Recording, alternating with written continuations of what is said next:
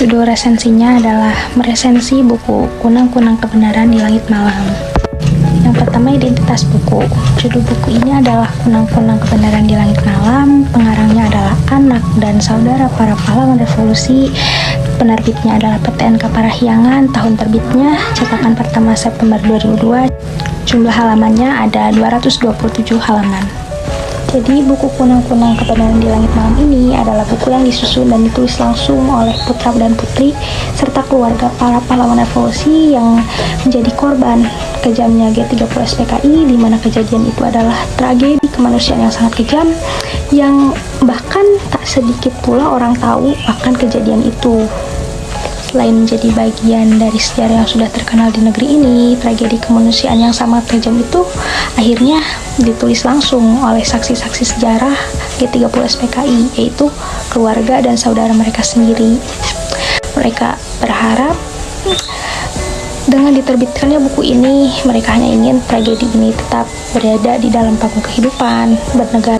Buku ini bertujuan untuk mengingatkan kembali kepada pembacanya akan kejadian G30 SPKI, bukan hanya dari sisi apa yang sepertinya banyak sejarah katakan, namun dalam sisi mereka sebagai keluarganya sendiri gitu, yang bisa dipercaya akan kebenarannya dari ketujuh pahlawan revolusi tersebut yang gugur dan dibunuh secara kejam dan keji serta tidak berperi kemanusiaan. Juga mengisahkan tentang sebuah tempat yang terletak di Jakarta Timur, yaitu Lubang Buaya, di mana di dalamnya ada sumur maut yang menjadi salah satu saksi dari kejadian yang kelam itu. Juga disitulah terletak nilai lebih dari sebuah tragedi. Setelah melewati perjalanan hidup yang kelam dan cukup lama, maka semakin yakin bahwa segetir-getirnya G30 SPKI ini tetap memberikan nilai dan makna bagi kehidupan atas kesabaran, ketabahan, kebersamaan, solidaritas, dan persaudaraan. Juga memberikan arti perdamaian sesungguhnya, termasuk harus berdamai dengan masa lalu agar tidak terjadi lagi kejadian yang kelam seperti dulu. Kelebihan buku ini memiliki arti sejarah yang sangat dalam, di mana kebenarannya dapat dipertanggungjawab. Buku ini juga memiliki cover yang simpel, namun di dalam cover itu memiliki arti dan makna yang sangat dalam, yaitu menggambar warna hitamnya itu menggambarkan suasana malam, gelap gulitanya malam, ditambah warna merah adalah percikan darah, dan warna kuning di sini adalah makna bahwa ada secercah cahaya kebenaran yang datang. Buku ini juga menjelaskan secara detail dan terperinci tentang kejadian saat itu. Selain itu, buku ini juga dilengkapi gambar-gambar yang menarik yang bisa membuat pembaca seakan berada di masa itu. Disertakan juga foto-foto yang menjadi bukti kuat bahwa kejadian itu benar-benar terjadi dan bukan sebuah rekaan. Juga terdapat motivasi dan kata-kata yang diberikan oleh para jenderal yang gugur, dilampirkan juga di buku ini. Kekurangan buku, untuk saya buku ini udah bagus banget dari cara penyampaiannya, juga kisah yang terkandung dalam buku itu semuanya udah jelas dan terperinci. Jadi menurut saya nggak ada kekurangan dalam buku ini. Untuk rekomendasi, buku ini sangat cocok dibaca oleh remaja dan mahasiswa karena dapat menambah ilmu pengetahuan dan juga wawasan mereka tentang G30 SPKI. Namun buku ini tidak cocok dibaca oleh anak-anak karena di dalamnya ada beberapa kata-kata yang mengandung unsur kekerasan yang sebaiknya tidak dibaca dulu oleh anak di bawah umur. Hai semua, perkenalkan nama aku Mulani Indah Kirana dari kelas 11 MIPA 8. Di sini aku bakal membahas salah satu buku fiksi yang berjudul Dilan. Dia adalah Dilanku tahun 1990 yang merupakan salah satu karya Pidi Baik. Buku ini diterbitkan oleh PT Mizan Pustaka tahun 2015. Tebal bukunya kurang lebih 330 halaman. Pidi Baik yaitu penulis dari novel ini yang merupakan seniman yang penuh karya-karya hebat dan talentanya. Bukan hanya dalam bidang menulis, tapi terkenal aktif menjadi seorang musisi dan juga pencipta lagu.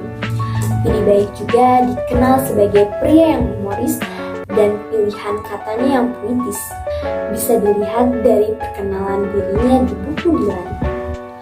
Novel Dylan ini bukan hanya karya pertamanya, beberapa karya terdahulunya yaitu buku Drunken Monster, Drunken Molen, Drunken Mama, Drunken Marmut, Al Aspur, At Twitter, dan hanya satu pisau batu. Dibandingkan dengan novel Terelie yang berjudul Hujan, yang juga menceritakan kisah percintaan remaja SMA yang begitu romantis, namun bahasa yang digunakan dalam novel tersebut cenderung terkesan serius dan kosakata ilmiah lebih menonjol karena bercerita seputar masa depan, teknologi, dan kehancuran. Berbeda dengan novel Dylan 1990 ini, bahasa yang digunakan sesuai dengan bahasa remaja tahun 1990. Bahasanya santai dan lebih mudah dimengerti oleh pembaca. Novel karya P.D. Baik ini yang berjudul Dylan Dia Adalah Dylanku tahun 1990 ini menceritakan kisah romansa murid di salah satu SMA di Bandung. Mereka ini adalah Milea, siswa yang baru saja pindah sekolah, dan Dylan, siswa satu sekolah dengan Milea yang kerap kali berusaha mencuri hatinya dengan cara unik, sederhana, dan romantisnya sejak pertama kali melihat Milea menyusuri jalan menuju sekolahnya itu. Novel ini sangat laris di kalangan remaja hingga dewasa. Tidak hanya itu, novel karya P.D. Baik ini juga mendapatkan beberapa penghargaan hingga ditayangkan di layar lebar bioskop Indonesia. Beberapa penghargaan buku fiksi ini antara lain penghargaan Emas Indonesia Choice Award 2018 kategori Movie of the Year, penghargaan Emas Indonesia Movie Actor Award 2018 kategori Film Terfavorit dan Pemeran Pasangan Terfavorit, dan penghargaan Emas SCTV Award 2018 kategori Film Layar Lebar. Kisah novel ini bermula ketika Amelia pergi menuju sekolah barunya di Bandung. Dia dihampiri oleh seorang murid laki-laki yang tengah mengendarai motornya. Lalu, murid laki-laki tersebut mencoba mengganggu dan bercanda dengan ramalannya. Amelia pada awalnya mengabaikan ramal laki-laki itu, namun ia justru diganggu setiap hari olehnya. Amelia pun memutuskan untuk mengetahui identitas laki-laki peramal tersebut. Akhirnya dia mengetahui laki-laki peramal tersebut bernama Dylan. Dia merupakan seorang panglima geng motor di Bandung kala itu. Walaupun begitu, Dylan tidaklah seperti anak geng motor lainnya. Mungkin dia sedikit nakal, tapi dia merupakan seorang yang sangat baik, humoris, lucu, dan suka bercanda. Suatu saat, Milea diikuti oleh Dylan ketika pulang naik angkot. Dalam angkot, Dylan pun berbisik, "Milea, kamu cantik, tapi aku belum mencintaimu. Gak tahu kalau sore. Tunggu aja." Hati Milea berdebar-debar mendengar perkataan Dylan. Dia sangat kaget. Milea hanya bisa terdiam mendengarnya. Walaupun Dylan terus mengganggu Milea dengan gombalan-gombalannya yang sangat unik, ternyata Milea telah memiliki pacar di Jakarta. Dia bernama Benny. Dylan tidak tahu bahwa Milea memiliki pacar, tapi Dylan terus mendekati Milea menggunakan cara-caranya yang unik dan berbeda, sehingga Milea terus memikirkannya. Dylan pernah mengirimkan coklat untuk Milea lewat tukang pos. Selain itu, Dylan juga pernah meminta tolong Bi-Asih untuk memijat Milea ketika sedang sakit. Dan saat ulang tahun Milea, Dylan memberikan kado TPS yang sudah diisi semua dengan selembar kertas berisi alasannya memberikan hadiah itu kepada Milea. Selembar kertas itu tertulis,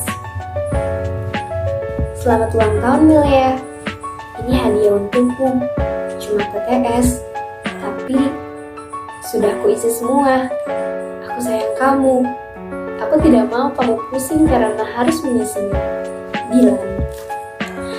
Milea tertawa saat membaca selembar kertas itu. Ia selalu dibuat terkesan oleh cara-cara Dylan untuk mendekatinya. Seiring berjalannya waktu, Dylan dan Milea pun semakin akrab. Milea tahu tentang Dylan dan beberapa hal tentangnya dari temannya yang bernama Wati. sepupu Dilan yang sekelas dengan Milea. Dan suatu hari, sekolah Milea mendapatkan kesempatan untuk mengikuti acara cerdas cermat yang diselenggarakan oleh TVRI. Para siswa yang tidak mengikuti lomba boleh untuk memberikan semangat kepada teman-temannya yang mengikuti lomba dengan ikut ke Jakarta. Milea pun ikut. Dia sudah memiliki rencana untuk bertemu pacarnya Benny di Jakarta. Milea lama menunggu Benny yang janjinya akan bertemu di TRI. Akan tetapi Benny tidak datang-datang. Pada akhirnya Milea pergi untuk makan bersama teman-temannya yaitu Wati dan Nandan. Tetapi Wati izin untuk pergi ke toilet sebentar. Dan seketika itu juga Benny datang dengan penuh emosi dan amarah melihat Milea tengah duduk berdua dengan Nandan. Dia pun berdebat dengan Milea sampai akhirnya Milea bilang, "Kita putus." Dan Benny dengan amarahnya terus membentak Milea dengan kata-kata yang kasar. Hubungan mereka pun kandas ketika itu juga. Milea hanya bisa menangis setelah kejadian itu dan berharap Dilan ada di sisinya. Selang beberapa hari, Benny meminta maaf pada Milea dan mengajak Milea untuk kembali menjadi pacarnya. Tapi Milea menolak penawaran Benny karena dia sudah terlanjur sakit hati olehnya. Kejadian itu pun berlalu. Dan tiba di saat akhirnya Milea bertemu dengan ibunya Dilan. Ternyata ibunya Dilan asik orangnya sama seperti Dilan. Ibunya Dilan pun senang bertemu dengan Milea. Jadi ibunya Dilan memberikan dukungan penuh agar mereka jadian. Dan akhirnya mereka berdua pun resmi pacaran. Sampai Dilan membuat surat resmi dan disahkan menggunakan materai yang isinya seperti teks proklamasi hari jadian Dilan dan Milea. Isi proklamasinya adalah proklamasi hari ini di Bandung tanggal 22 Desember 1990, Dilan dan Milea dengan penuh perasaan telah resmi berpacaran. Hal-hal mengenai penyempurnaan dan kemesraan akan diselenggarakan dengan tempo yang selama-lamanya. Dan begitulah berakhirnya kisah dari novel Dilan 1990. Kisah cinta yang dapat membuat para pembaca ikut lulus saat membacanya. Pada novel ini, penulis tidak jarang mengisikan ilustrasi yang bisa meningkatkan imajinasi pembaca dengan ilustrasi yang sederhana dan cantik seperti ini dan juga seperti ini. Dan kata-kata yang digunakan pada cerita ini dibawakan dengan santai, serta unsur humor yang disampaikan tidak merusak suasana pembaca dan justru memberikan kesan tersendiri bagi para pembaca yang akan cocok dibaca saat waktu luang maupun untuk menjernihkan pikiran dari kegiatan yang melelahkan. Novel Dilan 1990 ini dilengkapi dengan cover berwarna biru cerah dengan ilustrasi Dilan yang digambarkan sebagai siswa SMA yang ditemani dengan motor kesayangannya yang membuat kesan isi novel menjadi lebih menarik. Tidak hanya itu, kiat-kiat Dilan dalam mencuri hati Milea dan juga bagaimana kedewasaan Milea dan Dilan dalam menghadapi masalah yang mereka hadapi bisa dijadikan pembelajaran bagi para pembacanya. Tetapi akibat dari latar cerita yang berkisah di tahun 1990 ini menjadikannya ada beberapa kata atau lelucon yang kurang pas atau kurang bisa dimengerti oleh para pembaca milenial sekarang.